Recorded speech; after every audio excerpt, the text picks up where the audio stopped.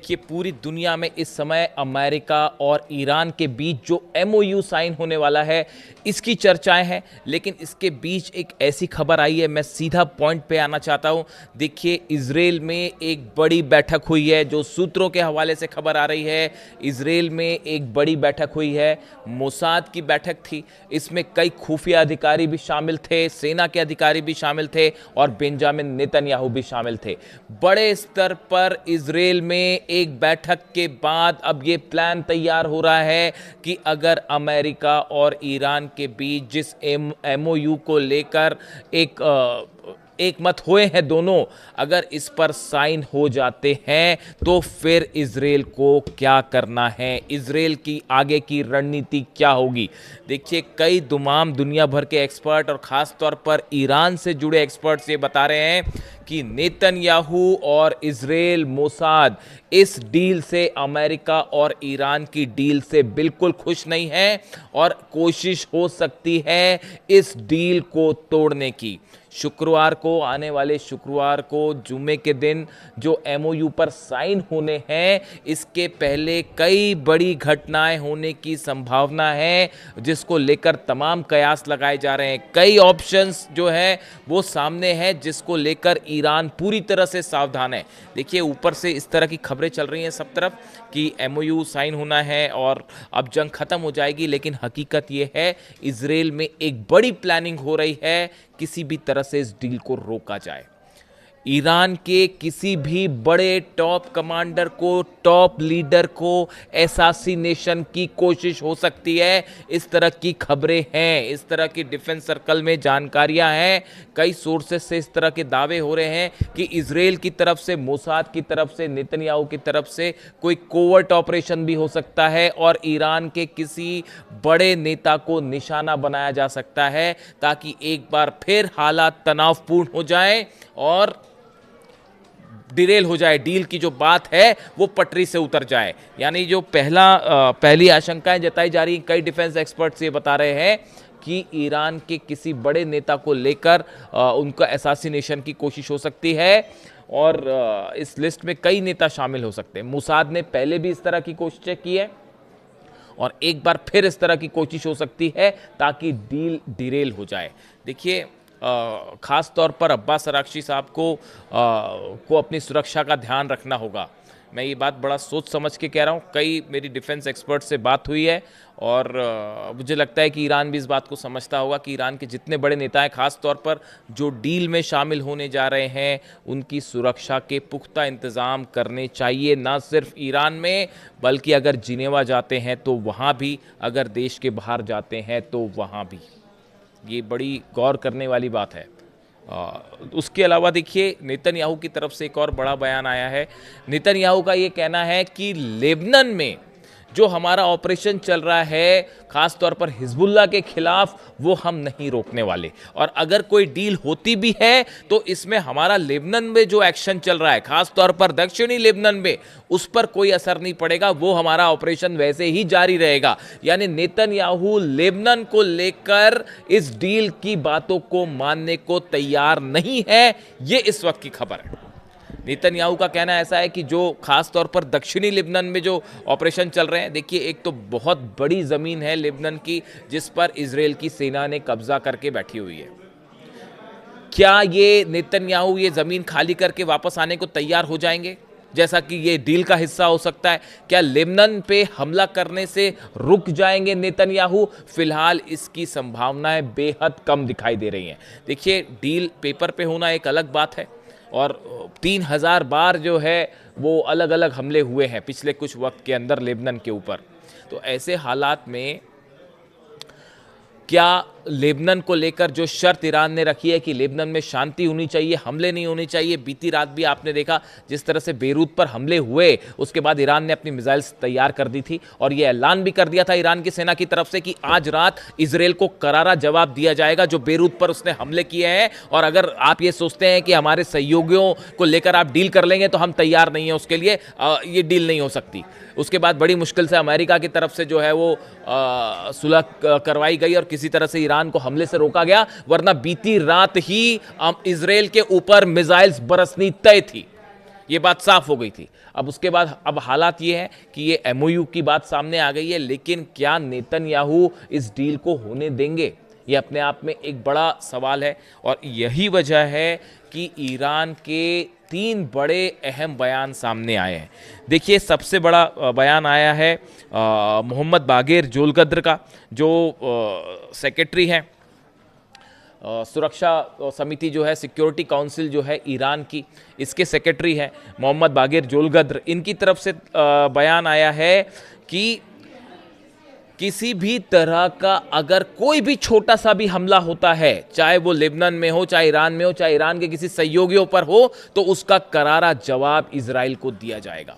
ये बयान ईरान की सिक्योरिटी काउंसिल के सचिव मोहम्मद बागेर जोलगद्र साहब की तरफ से आया है। दूसरा बयान अली अब्दुल्लाही की तरफ से आया है, जो कि ईरान की सेना के बड़े अधिकारी हैं, बड़े कमांडर हैं। उन्होंने कहा है कि हमारी फिंगर्स जो हैं वो बटन पर हैं और इजराइल की तरफ से एक गलती की गई और जवाब दिया जाएगा। देखिए, उन्होंने ईरान के सुप्रीम लीडर मुस्तफा खामेनी साहब के भी निर्देशों का हवाला दिया, और मुस्तफा खामेनी ने बताया जा रहा है कि जो सुप्रीम लीडर हैं मुस्तफा खामेनी साहब, उनकी तरफ से अपनी सेना को साफ निर्देश दे दिए गए हैं कि जितनी मिसाइल्स हैं उनको अलर्ट मोड पर रखा जाए, लॉन्च मोड पे रखा जाए। जो ड्रोन्स हैं उनको लॉन्च मोड पे रखा जाए। जितने जहाज हैं, चाहे होर्मुज के आसपास जहां भी हैं, उनको पूरी तरह से हमले, जो छोटी बोट्स हैं उनको तैयार रखा जाए।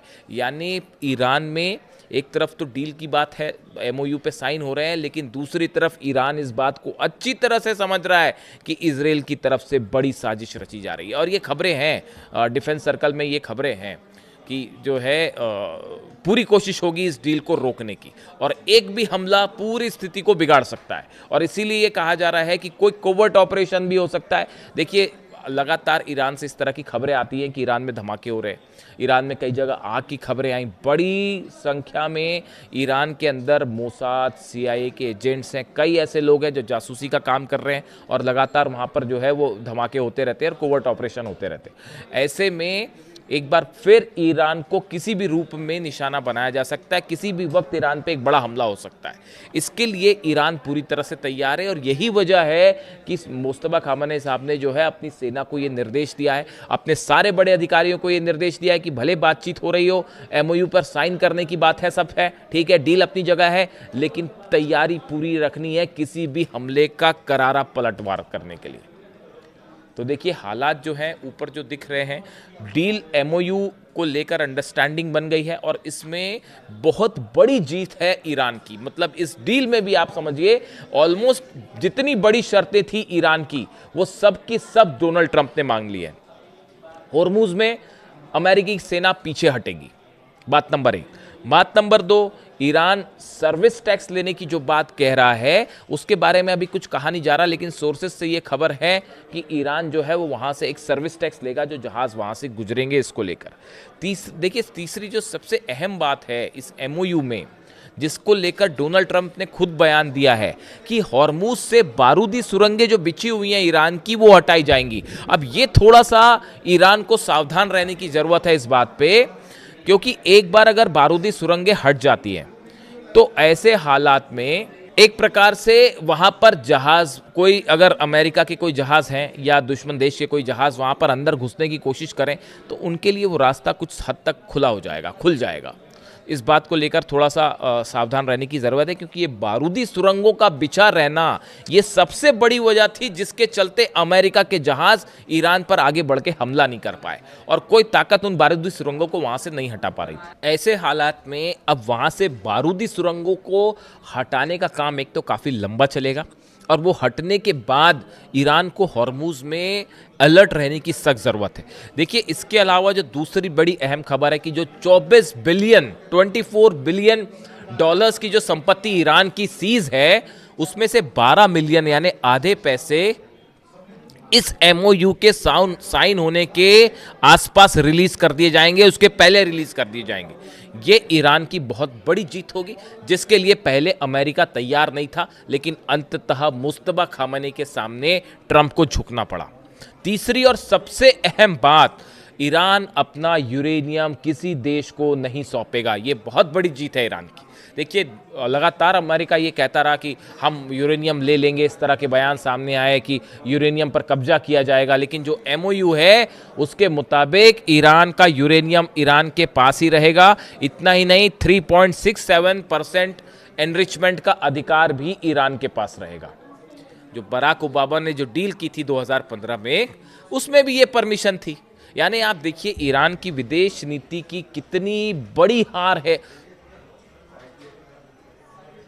यानी आप ये देखिए कि अमेरिका की विदेश नीति की कितनी बड़ी हार है ये। डोनाल्ड ट्रंप जो समझौता बराक ओबामा ने किया वो चल रहा था, पहले उसको तोड़ा, ये बोल के तोड़ा कि भाई ईरान परमाणु बम बना लेगा, जबकि ऐसा कुछ नहीं हो रहा था।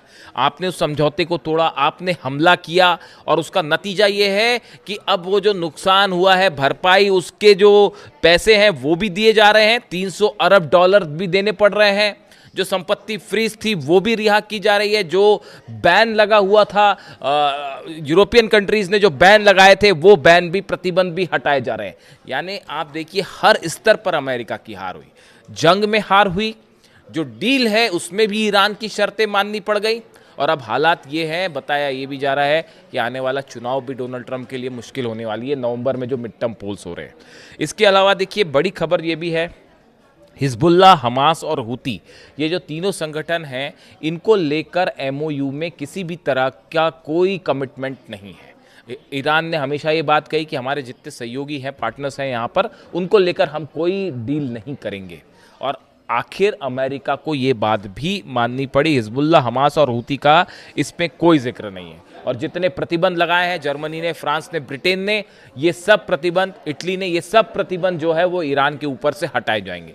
यानी डील की ये जो 5-6 पॉइंट्स हैं, ये ऐसे हैं जिसमें बात साफ होती है कि मुस्तफा खामनेई के सामने डोनाल्ड ट्रंप झुक चुके हैं, और लगातार अमेरिका की जो बातें सामने आ रही थी, दबाव सामने आ रहे थे, चाहे उन्होंने हॉर्मुज ब्लॉकेड किया, हमले किए, सब बातों को धता बताते हुए ईरान अपनी बात पर अड़ा रहा, और उसका नतीजा ये है कि आज अमेरिका को अपनी हार स्वीकार करनी पड़ी है। इसीलिए ये कहा जा रहा है कि ये एमओयू जो है अमेरिका की करारी हार है। देखिए कई लोगों ने ये सवाल किया कि ये डील ठीक है या नहीं है, क्या ईरान को एमओयू साइन करना चाहिए। देखिए अभी तक जो बातें सामने आई हैं उसके मुताबिक इसमें ईरान की मिसाइल्स जो हैं वो ईरान के पास रहेंगी। सबसे बड़ी बात, ईरान की मिसाइल्स ईरान के पास हैं। जब तक ईरान की मिसाइल्स ईरान के पास हैं तब तक ईरान सुरक्षित है, बात नंबर 1। बात नंबर 2, ईरान तो न्यूक्लियर बम पहले भी नहीं बना रहा था, एटम बम पहले भी नहीं बना रहा था, और अब भी वो कह रहा है कि हम नहीं बनाएंगे। तो इसमें किसी की जीत और हार का कोई सवाल ही नहीं है। सवाल है एनरिचमेंट का अधिकार। ईरान ने कहा हमारा एनरिचमेंट हम करते रहे हैं और आगे भी जारी रखेंगे, 3.67% का जो लेवल है हम वो बरकरार रखेंगे, और इस बात के लिए अब अमेरिका राजी हो गया। यानी जो ये यूरेनियम एनरिचमेंट पूरी तरह रोकने की जिद थी, ये पूरी तरह से फेल साबित हो गई अमेरिका की, और ईरान अपनी बात पर, यानी यूरेनियम के मुद्दे पर भी ईरान जीता है, न्यूक्लियर मुद्दे पर भी ईरान जीता है। $300 अरब का जो नुकसान हुआ है, ईरान को ये संपत्ति भी वापस की जाएगी। जो अलग अलग हमलों में ईरान का नुकसान हुआ है वो वापस किया जाएगा। जो फ्रीज संपत्ति है उसमें से आधी जो है $12 मिलियन जल्दी ही रिलीज़ किए जाएंगे। लेबनान पर हमला, लेकिन देखिए बात जो है घूम फिर के जो आ रही है वो आ रही है लेबनान पे। क्या नेतन्याहू इसके लिए तैयार होंगे हमला रोकने के लिए? जो खबरें हैं उसके मुताबिक नेतन्याहू जल्दी ही डोनाल्ड ट्रंप से मुलाकात भी कर सकते हैं। अब देखिए एक बड़ा फ्रेम समझिए, ये जो आनन फानन में डील की गई अमेरिका की तरफ से, सब शर्तें मान ली गई हैं ईरान की। इसकी बड़ी वजह, सबसे बड़ी वजह, आखिर डोनाल्ड ट्रंप क्यों राजी हुए, उसकी सबसे बड़ी वजह है अमेरिका में होने वाले मिड टर्म पोल्स, जिसमें डोनाल्ड ट्रंप हारने जा रहे हैं उसको। और अगर ये हॉर्मुज ना खुलता और ये डील ना होती तब तो हार और भी बुरी हो जाती। और डोनाल्ड ट्रंप को ये लग रहा था कि भाई पूरे दुनिया में जो है वो बिजनेस ठप पड़ा है, ऑयल ठप पड़ा हुआ, अमेरिका में प्राइस हाइक होते जा रहे हैं, तेजी से कीमतें बढ़ रही हैं, इन्फ्लेशन बढ़ रहा है, तो मेरी हार ना हो जाए मिड टर्म पोल्स में। इससे बचने के लिए आनन फानन में ये डील की गई है। लेकिन ईरान, दो इसमें मुद्दे हैं। पहला मुद्दा यह है कि नेतन्याहू का अगला कदम क्या होगा, जिसको लेकर बड़ा ही सावधान रहने की ज़रूरत है।